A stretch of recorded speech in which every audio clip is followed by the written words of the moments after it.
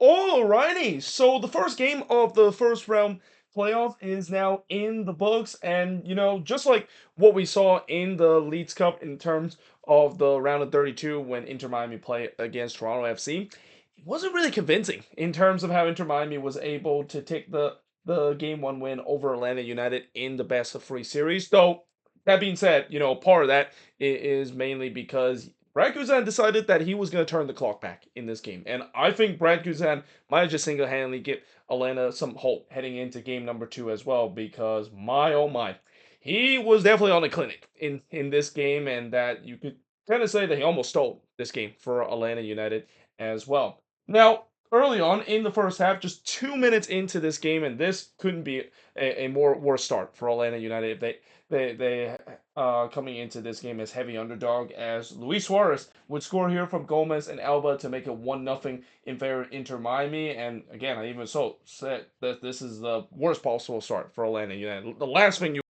want is a Titan like Inter Miami. You cannot go down early in this game and face an uphill battle that was already going to be, but now it's even more of an uphill battle, and this could be a case where you might feel like maybe Miami was gonna go run riot throughout this game, and it kind of showed too. They completely control the possession early. Atlanta clearly did not start on time in this game, and clearly didn't get that momentum that they had from winning against Montreal in the wild card game into this one as well. But that being said, in the 6th minute, Guzan would deny Messi from close range, and up to this point, this is when Guzan and Messi basically kind of had a battle between both of these guys, and that this won't be the last time we're gonna see me saying Guzan denying Messi, because yeah, something tells me Messi's gonna have nightmares about Brad Guzan with the amount of time Guzan was able to deny him throughout this game. But the shots were 4-0. 17 minutes into this one, Atlanta I thought did start get into this game, but they have yet to create any chances and really lack that final third quality. It feels like they were trying to play on the counterattack, and it kind of didn't quite work out, at least in the beginning. I mean, they just always, whenever they get into the midfield, they can't generate any chances and just kind of turn the ball over right back to Miami. But in the 26th minute, Guzan would deny Messi from close before Martinez would head this one off the post from the corner. Miami was pouring the pressure. They were pressing hard for the second goal. Guzan then denied Messi, and on the follow up, Weingart had a chance to slot it on the follow up, but he hits the post too. So yeah, this could have been 3 or 4-0 in favor of Inter Miami if it wasn't for the post and Brad Guzan getting in the way. In fact, the shots were 9-1 for Inter Miami 30 minutes into this game, but then in the 39th minute, just completely against the run of play and only on the second shot for Atlanta, they put the ball into the back of the net and ties the game up. And guess who? It's Saba Lobjanidze. He loves scoring against Atlanta United, and he scored again here. He scored from Amador to give Atlanta the equalizer completely against the run of play. Just something no one saw coming, and you can also even hear pin drop inside Chase Stadium as well. It was just kind of interesting that when I wrote that, Julian Sakic, the sideline reporter, literally said the same thing. It's like, did she probably saw what I was writing on the board and literally stole my words? But anyway, yeah, I mean that crowd inside Chase Stadium, they were stunned, and I don't blame them, and pretty much everyone, even Atlanta fans, are probably stunned the fact that they tied this game up, because at no point you would have thought that Atlanta United was going to get the equalizer. It looks like Inter Miami was just going to run riot in this one. Gomez then looked to respond, but he hits it right to Guzan before Wangan would puts it high from long range in the 45th minute as Miami was pressing back to look to lead. But then in the first minute of stoppage time, TRA was in on goal here, and he just missed this one wide there. And despite the fact that this is a rare chance for Atlanta, that is one that they had to put away. And I've said it many times throughout this season: when you're playing against Inter Miami, you're not going to get a lot of chances. And when you're giving the chances, you have to bury this team, because if you don't, they're gonna somehow find ways to score or a goal later on with the quality that they have. And I just kind of had a feeling that even though this is only the second big chance that Atlanta has had, Thierry's going to bury that, and they should be heading halftime with a 2-1 lead. Then there was a shout for a penalty for Miami not given, but we do head to halftime with the score tied up at one apiece, despite the fact that it was all Inter Miami up to this point.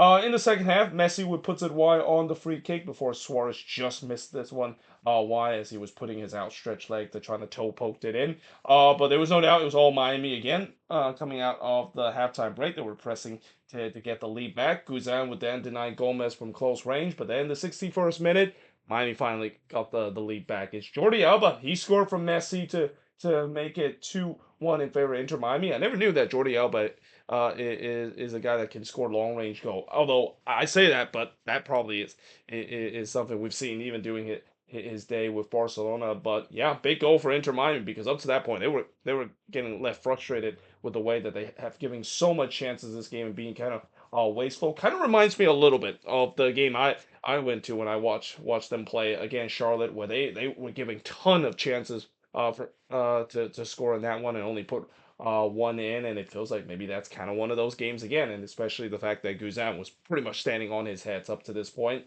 Messi then looked for a third, but it was deflected high, and then Guzan would deny Martinez from close range, and then Lobjanidze on the other end would hit one right to counter, and then on the other end, Guzan would absolutely rob Messi in the front post. Again, up to this point, Guzan is kind of the only reason why this is still 2-1. This could have easily been over if Guzan wasn't turning the clock back and just kind of being a wall in this game. And again, Messi must have had nightmares about him up to this point because he must be looking at the heavens thinking, how in the world has he not scored a goal? What he has to do to beat Brad Guzan in goal in this one. Silva would then flash one wide from long range in the 77th minute, and it did not miss by much. Again, Atlanta, they were being optimistic in terms of their chances, and you kind of sense that Miami need this third goal because you do not want to be heading into the last 10 minutes with a goal, especially in a game Atlanta is involved. Because if there's one thing we know about Atlanta games is that that there's going to be a goal,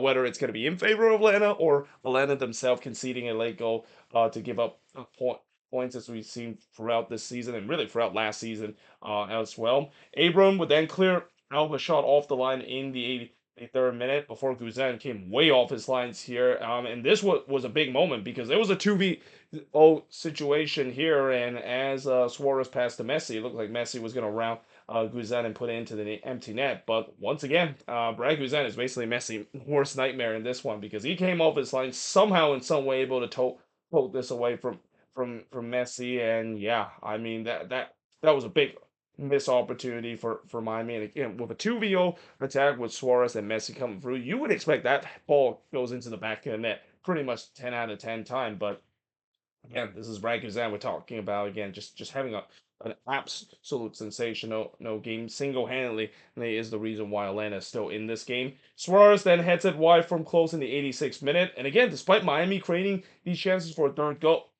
they need to bury it. You can definitely sense the tension at Chase Stadium. It was a very quiet crowd late in this one. You kind of had a sense that, oh boy, yeah, they better get this third goal because we know Atlanta has been very optimistic with their chance, and all that they need is one good bounce going their way, and this game is tied up at two apiece. And then in the 89th minute, oh boy, this is so heartbreaking. And honestly, when I saw this happen, I mean, it doesn't matter if you're an Inter Miami fan or Atlanta or even just an MLS fan in general. This has to be heartbreaking to see Ian Frey had to be subbed off with what seems like another serious knee injury. And keep in mind, it's a non-contact injury as well. Anytime when it's a non-contact injury, and especially with him holding his leg in the position of what seems like an A injury, yeah.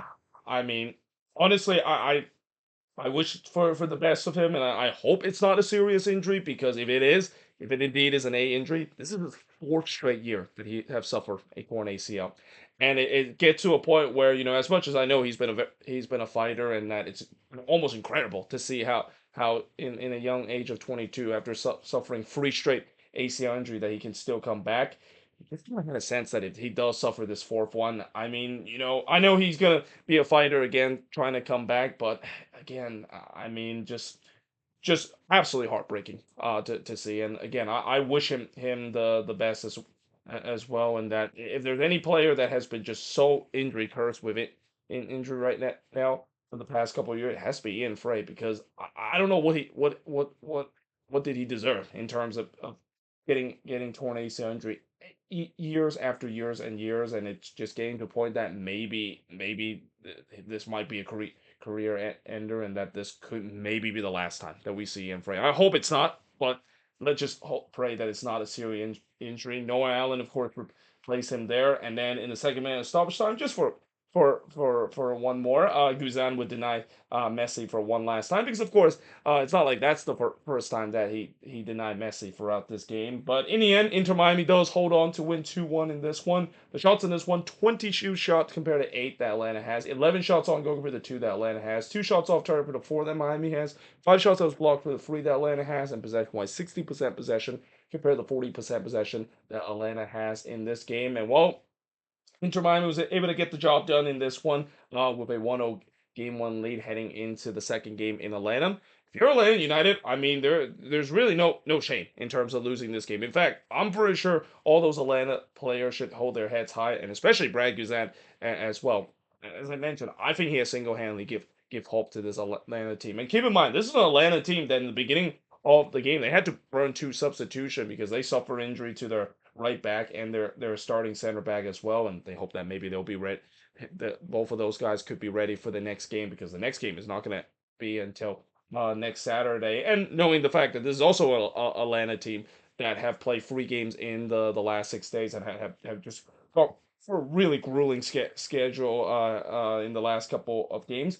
The fact that they gave Miami all they can handle in this one, there's definitely hope that they can do something in game number 2. And I would not be shocked if Atlanta can pull off the upset in game 2. And we might be seeing Inter Miami potentially facing elimination heading into game number 3 on November 9th. But again, in the end, Inter Miami does the job well, and that now I'm pretty sure. I mean, I'm pretty sure Don Gavin and the Apple TV CEO are pretty happy about this result, but they're probably a little bit nervous. The fact that not only it wasn't an unconvincing victory, but also again it just showed you that this is an example of something we might be seeing for the rest of the playoffs, where it feels like anybody can beat anyone. I mean, we know that there are certain teams that are a true contender. But the beauty of the MLS playoffs is anything can happen in the playoffs, and that every team you can say that they look like they're one and done, and somehow in some way they put up a great performance, and that's been kind of